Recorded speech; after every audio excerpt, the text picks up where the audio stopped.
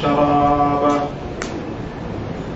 بارك الله لنا ولكم في القرآن العظيم ونفعنا وإياكم بالآيات والذكر الحكيم.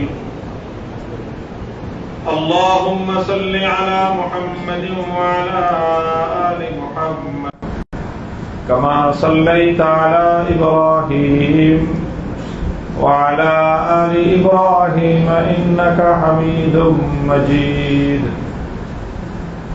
اللهم بارك على محمد وعلى آل محمد كما باركت على إبراهيم وعلى آل إبراهيم إنك حميد مجيد.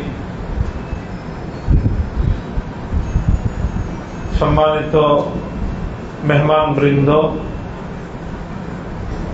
শেখুল হাদিস আল্লামা আজিজুল হক রহমতুল্লাহ আলাইহির হাতে গড়া স্মৃতিধন্য প্রতিষ্ঠান জামিয়া রহমানিয়া আরাবিয়ার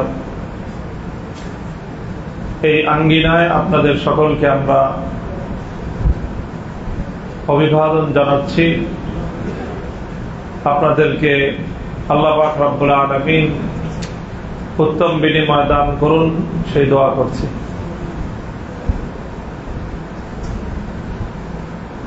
আমাদের জন্য আল্লাহ পাক রব্বুল আলামিন পবিত্র রমাদানুল মুবারককে বিশেষ উপহার হিসেবে আমাদের জন্য বিশেষ উপহার হিসেবে আল্লাহ দান করেছেন এই রমাদান। রমাদানুল মুবারকের প্রথম দশক সমাপ্তির পথে আজকে আমরা নবম তারিখ আমরা অতিক্রম করছি। প্রথম দশকের আর মাত্র একটি দিন অবশিষ্ট থাকতেছে। পবিত্র রমাদানুল মুবারক মহান আল্লাহ পাক রব্বুল আলামিনের পক্ষ থেকে মুমিনের জন্য অনেক বড় এক সুযোগ, সম্ভাবনা হিসেবে যেরকম আগমন করে, সেই সাথে এই রমাদানের সুযোগ যদি কেউ গ্রহণ করতে ব্যর্থ হয়, রমাদানের প্রতি কেউ যদি অমনোযোগী হয়, তাহলে রমজান হবে তার জন্য অনেক বড় একটা ক্ষতির কারণ। এই জন্য এই বিষয়টায় খুব আমাদের সতর্ক এবং সন্ত্রস্ত থাকা উচিত। রাসূল সাল্লাল্লাহু আলাইহি ওয়াসাল্লামের সেই সুপ্রসিদ্ধ হাদিসের কথা আমরা জানি যে একদিন নবী আকরাম সাল্লাল্লাহু আলাইহি ওয়াসাল্লাম মসজিদে নববীতে ঢুকে মিম্বরের উপর আরোহণ করার সময় 3 ধাপে পা রেখে 3 বার আমিন বলেছেন। মিম্বরের প্রথম ধাপে পা রেখে একবার আমিন, দ্বিতীয় ধাপে পা রেখে আরেকবার আমিন, তৃতীয় ধাপে পা রেখে আরেকবার আমিন বলেছেন। উপস্থিত সাহাবায়ে কেরাম তারা এই বিষয়টায় কিছু বুঝে উঠতে পারেন নাই। আমিন অর্থ হলো হে আল্লাহ আপনি কবুল করুন। তো কবুল করার এই দোয়া, এটা তো মানুষ তখনই করে যখন কোনো দোয়া আল্লাহর কাছে করা হয়, আল্লাহর কাছে কোনো দরখাস্ত করা হয়, কোনো আবেদন জানানোর পরে বলা যায় যে আল্লাহ আপনি এই আবেদনটা গ্রহণ করুন। কিন্তু আল্লাহর নবী আগে পরে কিছুই বললেন না, শুধু আমিন আমিন আমিন বললেন। তো সাহাবায়ে কেরামের মধ্যে কৌতূহল ছিল, প্রশ্ন ছিল যে এটা কি বললেন, আমরা বুঝতে পারলাম না। তখন নবীজি নিজেই তার ব্যাখ্যা দিলেন যে আমি যখন মসজিদে এসে মিম্বরের উপর পা রাখলাম, তো আমার পাশে এসে আমার ভাই জিবরিল আলাইহিস সালাতু ওয়াস সালাম 3টি দোয়া করলেন। আমি সেই দোয়াগুলোর উপরে আল্লাহর কাছে আমিন বলেছি। কি দোয়া করলেন? জিবরিল আলাইহিস সালাতু ওয়াস সালাম আল্লাহর কাছে একটি দোয়া করলেন, এই হে আল্লাহ যেই ব্যক্তির সামনে আপনার নবী মুহাম্মদ সাল্লাল্লাহু আলাইহি ওয়াসাল্লামের নাম উচ্চারণ হবে অথচ সে নবীজির উপর দরুদ পড়বে না, আপনি তাকে ধ্বংস করে দিন। রাসূল সাল্লাল্লাহু আলাইহি ওয়াসাল্লাম বলেন যে আমি বললাম আমিন, হে আল্লাহ আপনি জিবরিল আমিনের এই দোয়াটা কবুল করে নেন। হযরত জিবরিল আরেকটা দোয়া করলেন, যে ব্যক্তি নিজের জীবদ্দশায় নিজের পিতামাতা উভয়কে অথবা যে কোনো একজনকে বৃদ্ধ অবস্থায় পেল, বার্ধক্যে উপনীত পেল, অতঃপর সেই বাবা মায়ের সেবা করে খেদমত করে তাদের সন্তুষ্টি অর্জনের মাধ্যমে আল্লাহকে রাজি খুশি করাইতে পারল না, এত বড় সুযোগ পাওয়ার পরেও যে এটাকে হেলায় হারালো, এই লোকের মতো অকর্মণ্য হতভাগার কেউ নাই। কাজেই হে আল্লাহ আপনি এই লোকটাকেও ধ্বংস করে দেন। আল্লাহ নবী বললেন যে আমি বললাম আমিন, আল্লাহ আপনি এই দোয়াটাও কবুল করেন। আর এরপরে তৃতীয় দোয়া করলেন জিবরিল আলাইহিস সালাতু ওয়াস সালাম, যেই লোক রমজান মুবারক পেল, রমজানের মতো এত বড় একটা সুযোগ পেল, যেই সময় আল্লাহ পাক মানুষকে মাফ করেন, ব্যাপকভাবে ক্ষমা করে দেন, এত বড় সুযোগ পাওয়ার পরেও যেই ব্যক্তি আল্লাহ পাক রব্বুল আলামিনের কাছ থেকে ক্ষমা অর্জন করতে পারলো না, সে ক্ষমা পাওয়ার মতো কিছুই করতে পারলো না রমজানের মাসেও, হে আল্লাহ আপনি ওই পোড়া কপালীকেও ধ্বংস করে দেন। রাসূল আকরাম সাল্লাল্লাহু আলাইহি ওয়াসাল্লাম বলেন যে জিবরিল আলাইহিস সালাতু ওয়াস সালামের এই দোয়ার উপরও আমি বললাম আমিন, হে আল্লাহ আপনি এই দোয়াটা কবুল করেন। এই হাদিস থেকে বোঝা যায় যে রমাদানুল মুবারক আসলো আর গেল, রমজান আমাদের জীবনে আসলো আর রমজান আবার চলে গেল, মধ্যখান থেকে আমরা যদি এর যে অর্জন সেটা যদি আমরা করতে না পারি, রমজান থেকে আমাদের যা পাওয়ার সেটা যদি আমরা গ্রহণ করতে না পারি, তাহলে শুধু বিষয়টা এতটুকুই নয় যে আমরা বঞ্চিত হলাম, বরং তার চেয়েও আরো বেশি কিছু, যে আমরা বঞ্চিত হওয়ার পাশাপাশি আমরা ধ্বংসের দ্বার প্রান্তে চলে গেলাম। আল্লাহ আমাদের সকলকে হেফাজত করেন। এই জন্য প্রথম কথা হলো মুহতারাম হাজিরিন, যে রমজানের প্রতিটি মুহূর্তে আমাদের মধ্যে এই একটা ভয় থাকা উচিত, নিজেদের মনের মধ্যে এইরকম একটা আশঙ্কা থাকা উচিত, না জানি রমজান চলে যাচ্ছে অথচ আমি মাগফিরাত পাচ্ছি না, রমজান চলে যাচ্ছে আমি ক্ষমা প্রাপ্ত হচ্ছি না।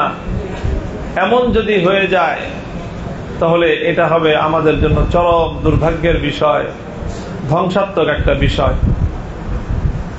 এই জন্য প্রতিনিয়ত, প্রতি মুহূর্তে, প্রতিদিন আল্লাহ পাক রব্বুল আলামিনের কাছে পুরা রমজান এই বিষয়ে একজন মুমিন ব্যক্তির দোয়া করা চাই এবং আল্লাহর কাছে মিনতি করা চাই, এবং এমন ভাবেই মিনতি করা চাই যেন কোনোভাবেই রমজান আমাদের থেকে আমাদের মাগফিরাত ছাড়া অতিক্রান্ত হয়ে যেতে না পারে। এই বিষয়ে আমাদের সর্বোচ্চ সোচ্চার এবং সজাগ থাকা চাই। আল্লাহ আমাদেরকে কবুল করেন। রমজানের এই খায়ের এবং বরকত যদি আমাদেরকে হাসিল করতে হয়, আল্লাহ পাক রব্বুল আলামিন রমজানকে যে মাগফিরাতের মাস হিসেবে দান করেছেন, রমজানের যদি এই মাগফিরাতটুকু আমাদের হাসিল করতে হয়, তাহলে রমজান থেকে আমাদের দুটি বিষয় খুব বেশি মনোযোগের সাথে, যত্নের সাথে অর্জন করার প্রতি আমাদের মনোনিবেশ করা উচিত। এর প্রথম জিনিস যেটা আমরা রমজান থেকে আমাদের অর্জন করা দরকার, সেটা হলো রমজানের রোজার যে উদ্দেশ্য, অর্থাৎ তাকওয়া। রমজানের রোজা থেকে তাকওয়া হাসিল করার প্রতি আমাদের খুব মনোযোগ সহকারে মনোনিবেশ করা উচিত। রমজানের রোজা আল্লাহ পাক রব্বুল আলামিন আমাদের উপর কেন ফরজ করেছেন সেটা আল্লাহ তার কোরআনে স্পষ্ট বলে দিয়েছেন। ইয়া আইয়ুহাল্লাযীনা আমানু কুতিবা আলাইকুমুস সিয়ামু কামা কুতিবা আলাল্লাযীনা মিন ক্বাবলিকুম লাআল্লাকুম তাত্তাকুন। তোমাদের উপর রোজা ফরজ করা হয়েছে এই জন্য যেন তোমরা মুত্তাকি হতে পারো, যেন তোমরা তাকওয়া অর্জন করতে পারো। তো রমজানের মূল অবজেক্টিভটাই হলো তাকওয়া অর্জন করা। তাকওয়া অর্জন করা। তাকওয়া কি জিনিস? তাকওয়া হলো, তাকওয়ার মূল অর্থ ইসলামী শরীয়তে কোরআন হাদিসে তাকওয়া যেই অর্থে ব্যবহার হয়েছে সেটা হলো আত্মরক্ষার ব্যবস্থা। তাকওয়া মানেই হলো আত্মরক্ষার ব্যবস্থা, এটাকেই তাকওয়া বলা হয়েছে। আত্মরক্ষার ব্যবস্থা মানে হলো আল্লাহ পাক রব্বুল আলামিন পরকাল এবং আখিরাতে যত ধরনের শাস্তি এবং আযাবের ব্যবস্থা রেখেছেন, পানিশমেন্টের ব্যবস্থা রেখেছেন, সেই পানিশমেন্ট, সেই আযাব, সেই শাস্তির হাত থেকে আত্মরক্ষার ব্যবস্থা, এটাই হলো তাকওয়া। এটাই হলো তাকওয়া। এজন্য মুমিনের জীবনের সবচেয়ে বড় টার্গেট, মুমিনের জীবনের সবচেয়ে বড় লক্ষ্য এবং উদ্দেশ্যই হওয়া চাই তাকওয়া। কারণ তাকওয়া হলো আত্মরক্ষার ব্যবস্থা। আত্মরক্ষার ব্যবস্থা যদি কারো না থাকে তাহলে সেই লোক তো জাহান্নামের আযাব থেকে বাঁচতে পারবে না। জাহান্নামের আযাব থেকে বাঁচার ব্যবস্থাটার নামই হলো তাকওয়া।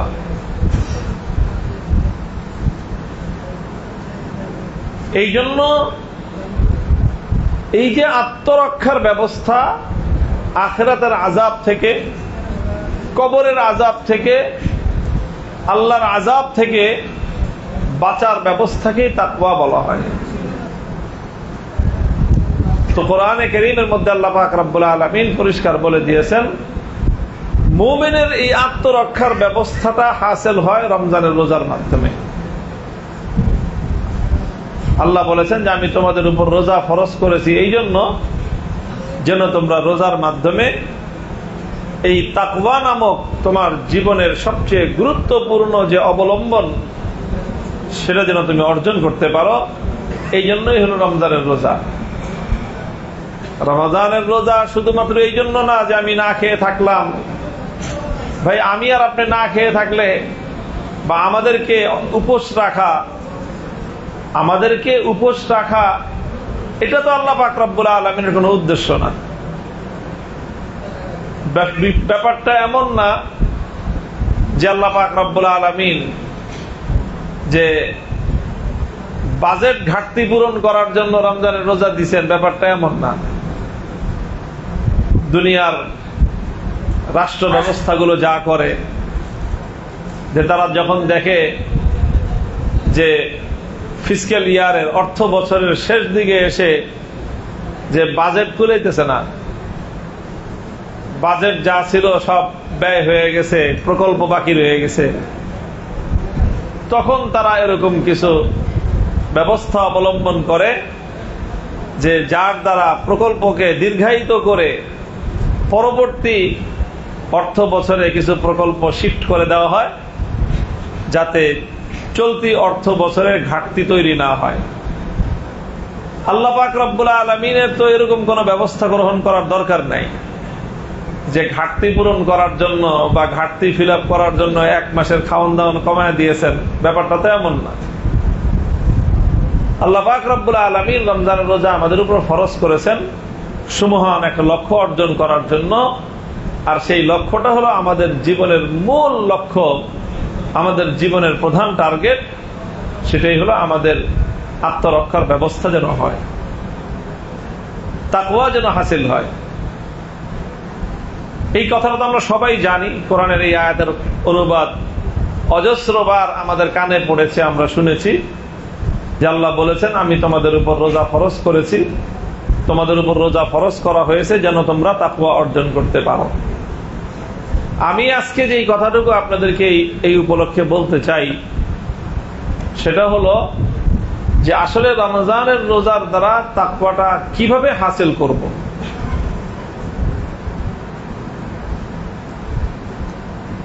আমরা কিভাবে রোজার মাধ্যমে তাকওয়া হাসিল করতে পারি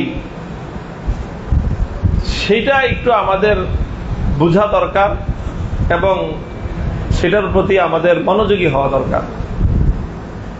ব্যাপারটা এমন না যেটা একটা অটোমেটিক সিস্টেম, যে অটোমেটিক সিস্টেমের দ্বারা মানে রোজা রাখলেই বা সারাদিন না খেয়ে থাকলেই আমার ভিতরে তাকওয়া নামক কোনো একটা অ্যাপস এটা ডাউনলোড হয়ে যাবে আর রমজানের শেষে আমি দেখা যাবো অটোমেটিক আমি মুত্তাকি হয়ে গেছি।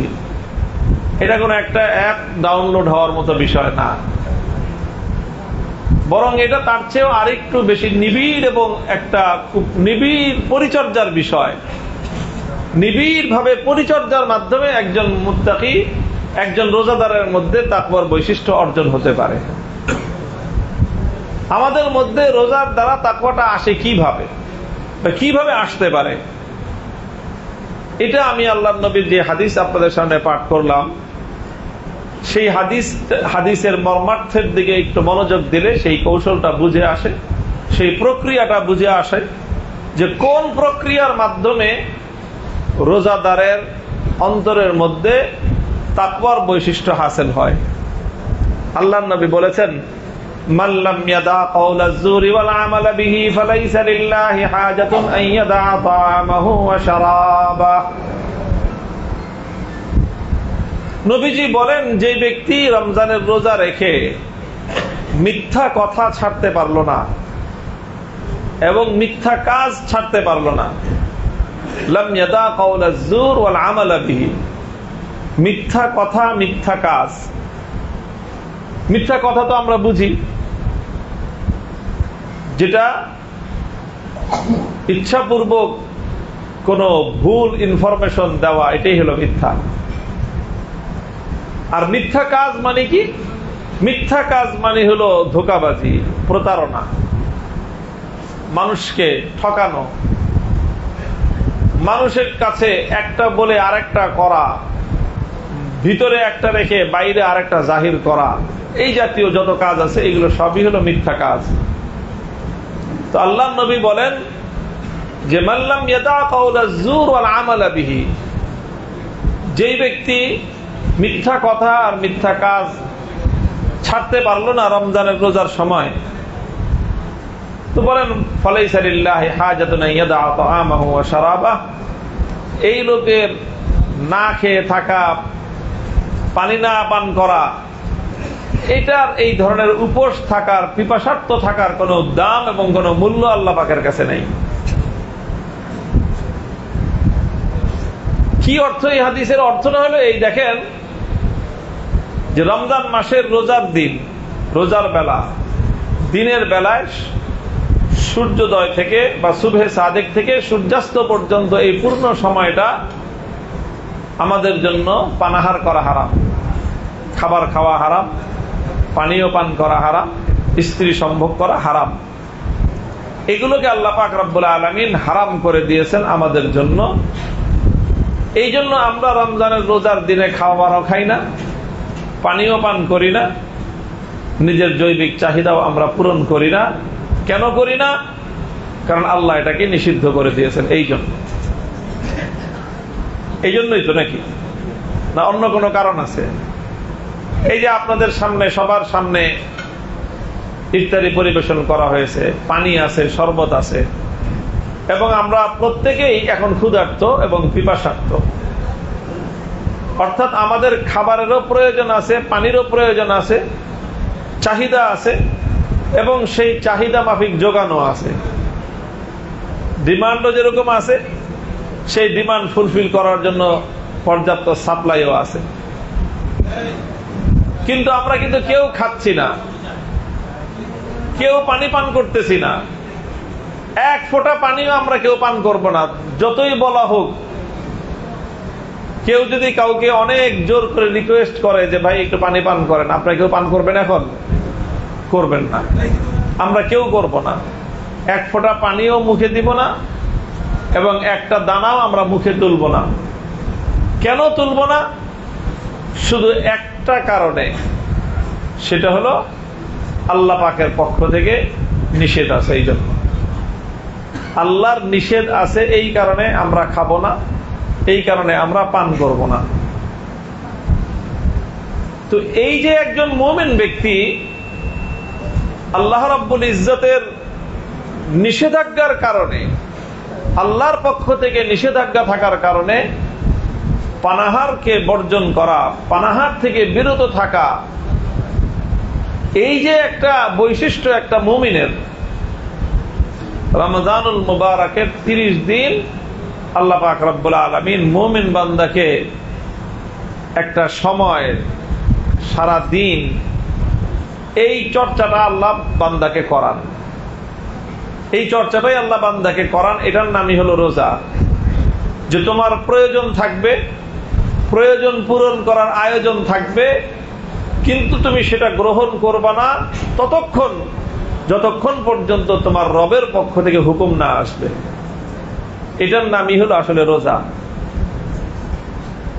যখন আল্লাহর পক্ষ থেকে হুকুম চলে আসবে, পশ্চিম দিগন্তে সূর্য অস্তমিত হয়ে যাবে, মসজিদের মিনার থেকে আল্লাহর প্রতিনিধি মুয়াজ্জিন যখন আল্লাহু আকবারের ধ্বনিতে মাগরিবের আজান দিবে, তখন আমরা সকলে এই পানাহারটা গ্রহণ করব। আর তার আগ পর্যন্ত আমরা কোন অবস্থাতেই এই পানাহার গ্রহণ করতেছি না। পার্থক্যটা কি? আজানের আগ পর্যন্ত আল্লাহর পক্ষ থেকে নিষেধ আছে, আর আজানের পরে আমরা এটা গ্রহণ করতে এক চুল পরিমাণ বিলম্ব করব না, কারণ তখন আল্লাহর হুকুম চলে আসছে। এটাই হলো রোজা। যে তোমার চাহিদা থাকবে, চাহিদা পূরণ করার আয়োজন থাকবে, কিন্তু ততক্ষণ তুমি গ্রহণ করতে পারবা না যতক্ষণ পর্যন্ত আল্লাহর পক্ষ থেকে পারমিশন না আসবে। তো ভাই, এটাই হলো, এটাকে আমাদের বাংলায় আমরা সুন্দর ভাষায় বলি সিয়াম সাধনা। সিয়াম সাধনা বলা হয়। তো আসলেই রমজানের রোজা শুধুমাত্র এটা পালন করার জিনিস না, এটা মূলত একটা সাধনার জিনিস। এটা একটা সাধনার আমল। দীর্ঘ 1 মাস এই সাধনাটা করা হয়, দীর্ঘ 1 মাস এই সাধনাটা করানো হয়। 1 মাস সাধনা করার পরে এরপরে আল্লাহ পাক রব্বুল আলামিন অনেকটা ট্রেনিং কোর্সের মতো 1 মাসের ট্রেনিং কোর্স করানোর পরে আল্লাহ পাক মুমিন বান্দাকে ওপেন ফিল্ডে ছেড়ে দেন যে এবার যাও, এবার আর তোমার সামনে রমজানের রোজার দিনের বেলার রেস্ট্রিকশনটা নাই, রমজানের মাসের রেস্ট্রিকশন নাই, কিন্তু তোমার জীবনের এই মূল শিক্ষাটা তোমার কাছে আমি দিয়ে রাখলাম। তোমার চাহিদা থাকবে, সেই চাহিদা ফুলফিল করার জন্য, চাহিদা পূরণ করার জন্য যোগান থাকবে, সাপ্লাই থাকবে, আয়োজন থাকবে। তখন আমি দেখব যে চাহিদা থাকলে, চাহিদা পূরণ করার ব্যবস্থা থাকলেই কি তুমি সেটা গ্রহণ করো, না আমি আল্লাহর হুকুমের অপেক্ষা করো, সেটাই আমি দেখব। যেই বান্দা আল্লাহর হুকুমের অপেক্ষা করবে সেই হলো প্রকৃত রোজাদার। আর যেই ব্যক্তি চাহিদা আছে, যোগান আছে, আল্লাহর হুকুম থাকলো কি থাকলো না এটার যে ব্যক্তি পরোয়া করবে না, সে 30 দিন না 30 বছর না খেয়ে থাকতে পারে, তাকে রোজাদার বলা যায় না, সে রোজাদার না। মোহতারাম হাজরিন, আমরা যারা রোজা রাখতেছি, আল্লাহর মেহেরবানিতে নিজেদের আত্ম উপলব্ধির জন্য আমি একটা দৃষ্টান্তের কথা আপনাদের কাছে উল্লেখ করি।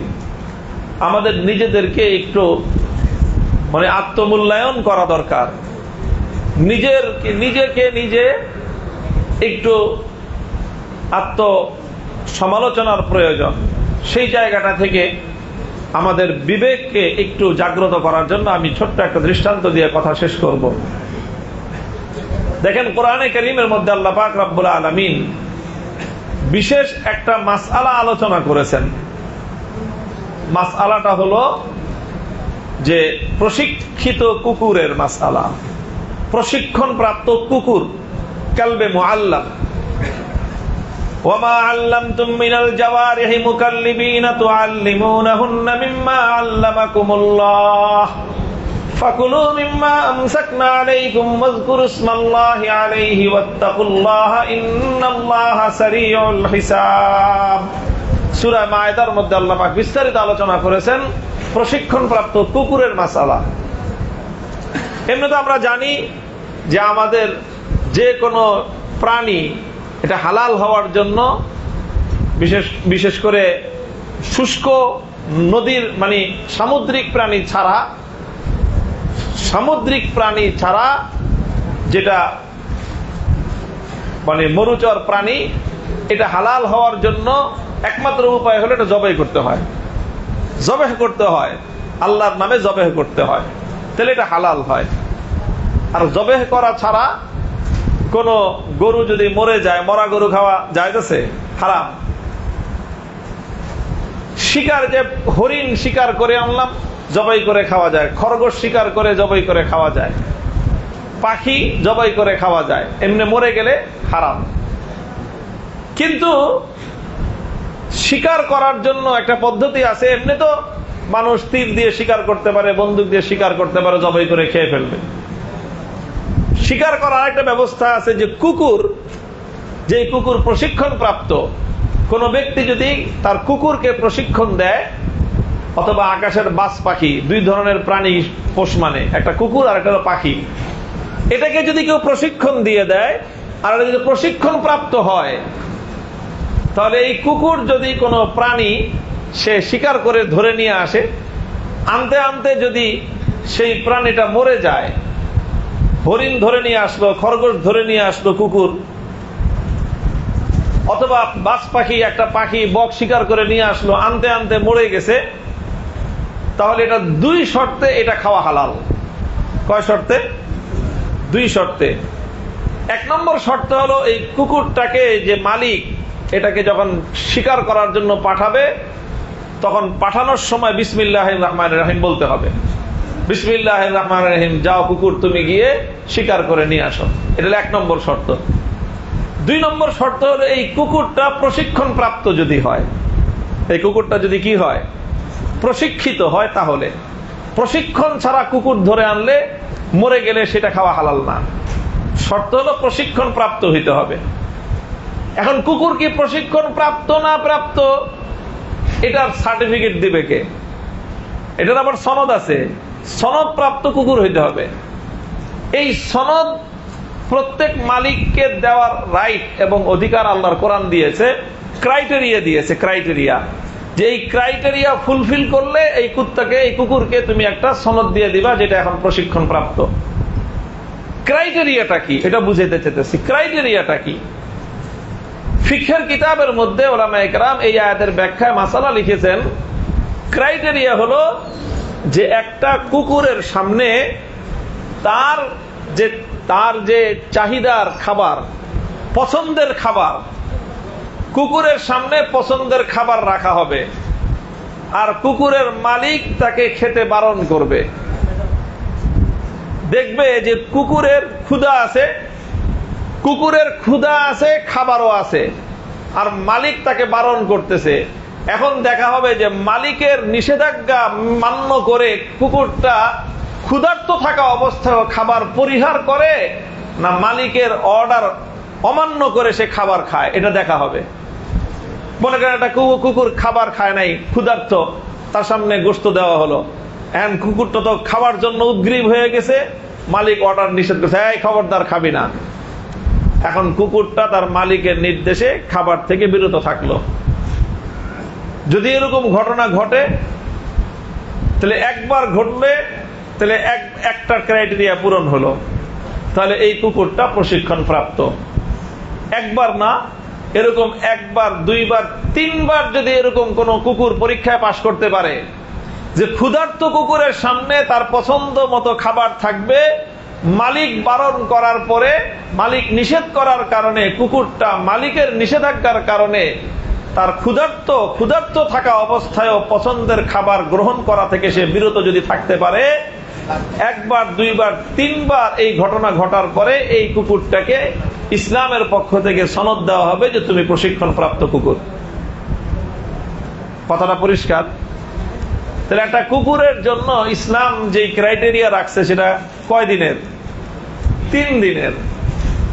একদিন, 2 দিন, 3 দিন যদি তুমি মালিকের অর্ডারে তোমার পছন্দনীয় খাবার চাহিদা থাকা সত্ত্বেও তুমি বর্জন করতে পারো, তাহলে তুমি প্রশিক্ষণ প্রাপ্ত কুকুর।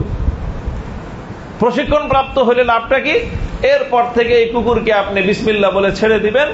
এই কুকুর যা কিছু শিকার করে নিয়ে আসবে, আনতে আনতে যদি মারা যায় সেই পশু খাওয়া হালাল। সেই পশু খাওয়া হালাল।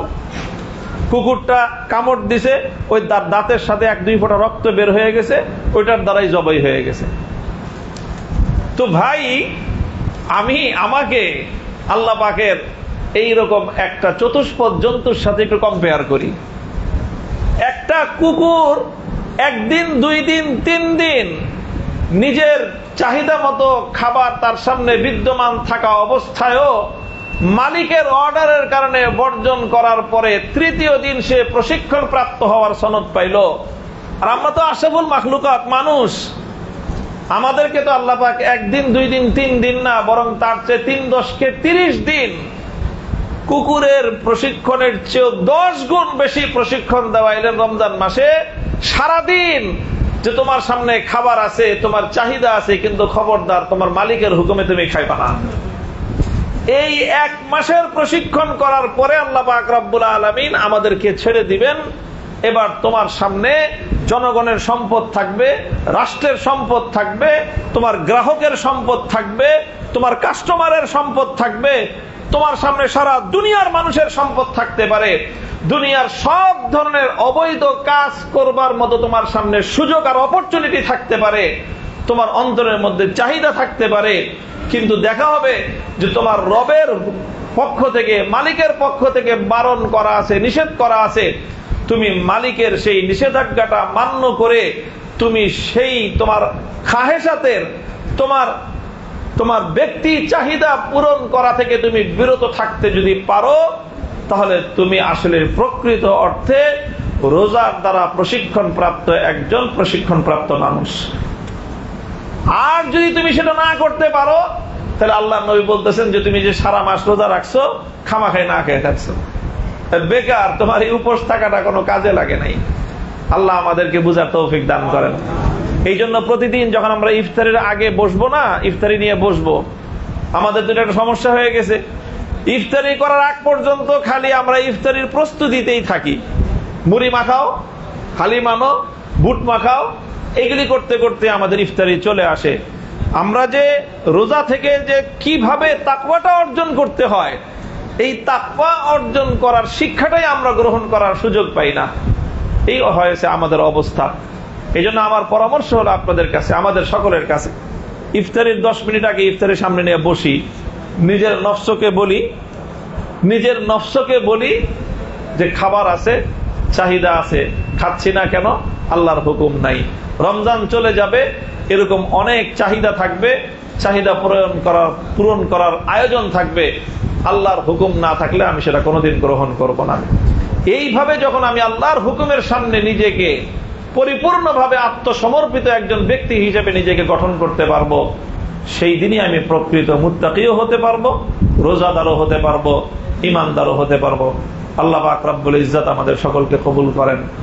প্রকৃত তাকওয়ার গুণ, তাকওয়ার বৈশিষ্ট্য এবং তাকওয়ার শিক্ষা অর্জন করে সফল কাম রোজাদার আল্লাহ হিসেবে আমাদের সকলকে কবুল করেন।